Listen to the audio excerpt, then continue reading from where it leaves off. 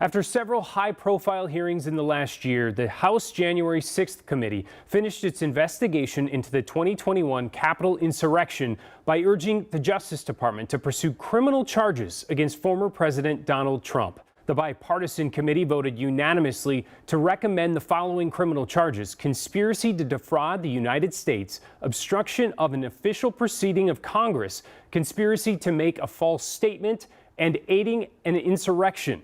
This is the first time in U.S. history a congressional committee has approved criminal referrals against a former president. But keep in mind, they are just referrals. They do not carry any legal weight on their own. Charging decisions will be left up to the Justice Department, which already has its own investigation into January 6th. Legal questions or not, Trump has already announced plans to run for president again in 2024, and that raises questions about the political ramifications for him and the Republican Party moving forward. For more on that, I'm going to bring in political expert Brian McClung, who worked for years in Republican politics in Minnesota. Brian, we spoke on January 6, 2021, before the smoke had literally cleared from the Capitol. And on that day, you told me that the GOP would have some important questions about the future of the party. What can you say about that process today? Yeah, well, I think that a lot of those questions are still unanswered. And as you said, Kent, what happened today with the Select Committee is just a referral of these charges. It's not the charges themselves.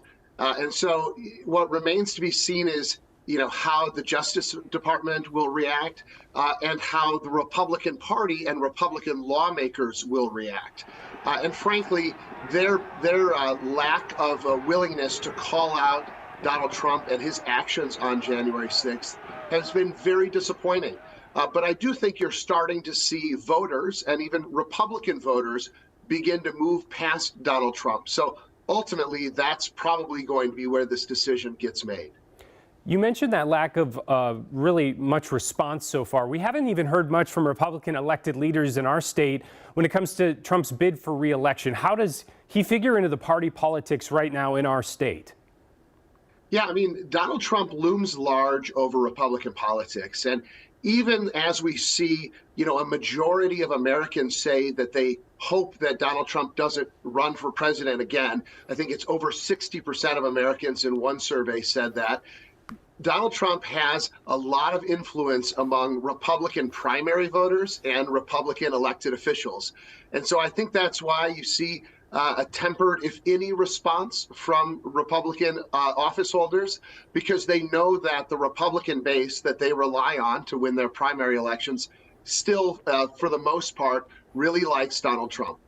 All right, a lot of questions yet to be answered still tonight. Thanks a lot for joining us, Brian.